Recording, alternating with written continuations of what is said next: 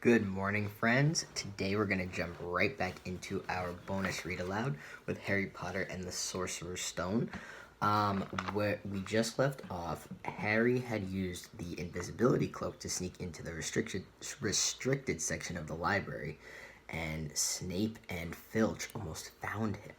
And he was running away, and he eventually made it to this classroom that was hiding something, and we are about to learn what that something is. So, let's start reading. It looked like an unused classroom. The dark shapes of desks and chairs were piled against the walls, and there was an upturned wastepaper basket. But propped against the wall facing him was something that didn't look as if it belonged there. Something that looked as if someone had just put it there to keep it out of the way. It was a magnificent mirror, as high as the ceiling, with an ornate gold frame standing on two clawed feet. There was an inscription carved around the top. Erised stra eru oit ub kafru oit an wost. His panic fading now that there was no sound of Filch and Snape, Harry moved nearer to the mirror, wanting to look at himself, but see no reflection again. He stepped in front of it. He had to clap his hands to his mouth to stop himself from screaming. He whirled around. His heart was pounding far more furiously than when the book had screamed, for he had seen not only himself in the mirror, but a whole crowd of people standing right behind him. But the room was empty. Breathing very fast, he turned slowly back to the mirror. There he was, reflected in it, white and scared looking. And there, reflected behind him, were at least 10 others. Harry looked over his shoulder, but still no one was there. Or were they all invisible too? Was he in fact in a room full of invisible people, and this mirror's trick was that it reflected them, invisible or not? He looked in the mirror again. A woman standing right behind his reflection was smiling at him and waving. He reached out a hand and felt the air behind him. If she was really there, he'd touch her.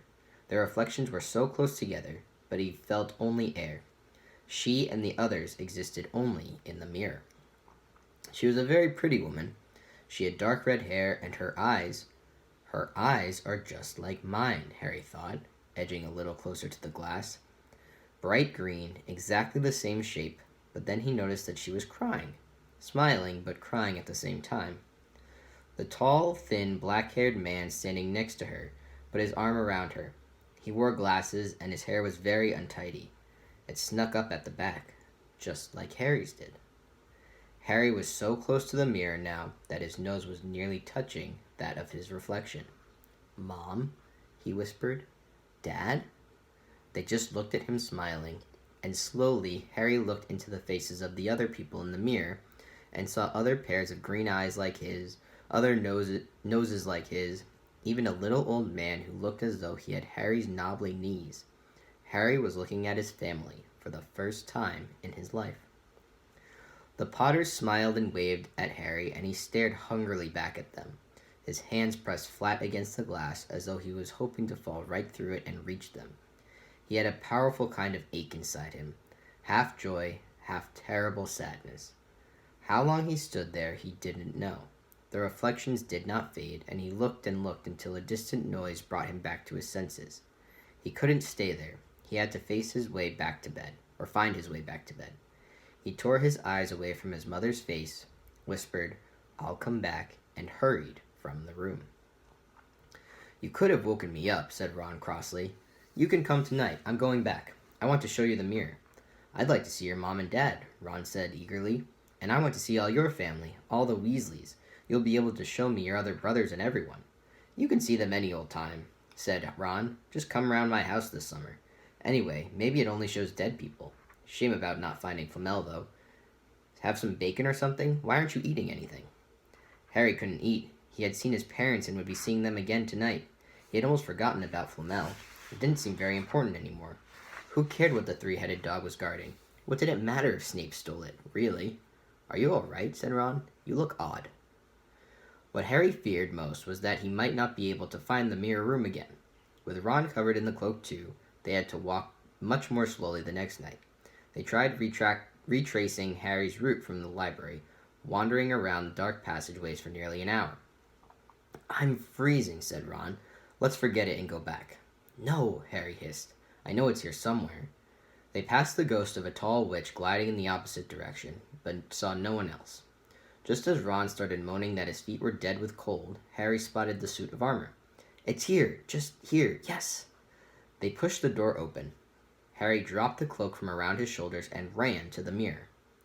They were there. There they were. His mother and father beamed at the sight of him. See? Harry whispered. I can't see anything. Look at them all. There are loads of them. I can only see you. Look at it properly. Go on, stand where I am. Harry stepped aside, but with Ron in front of the mirror, he couldn't see his family anymore. Just Ron in his paisley pajamas.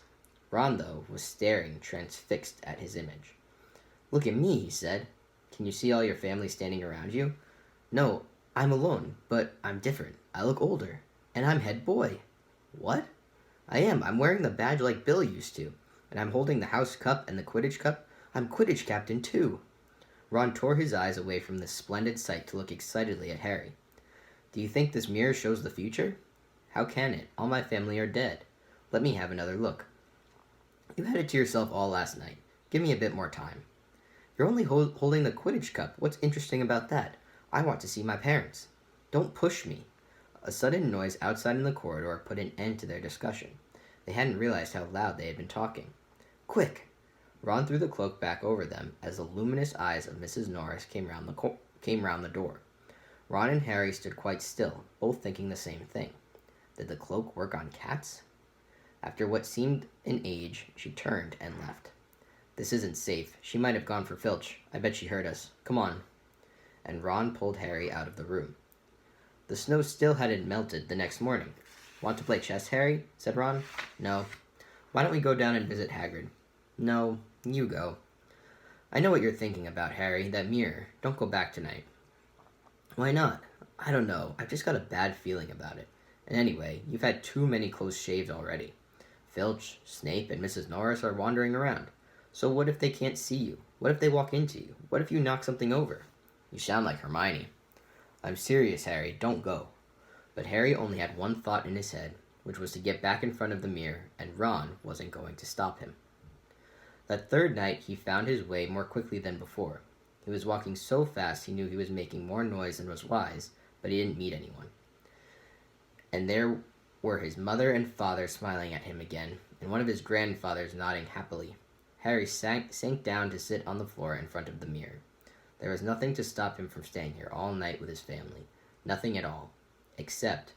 So, back again, Harry? Harry felt as though his insides had turned to ice. He looked behind him. Sitting on one of the desks by the wall was none other than Albus Dumbledore.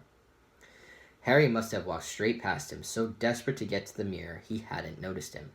I didn't see you, sir. Strange how nearsighted being invisible can make you, said Dumbledore, and Harry was relieved to see that he was smiling.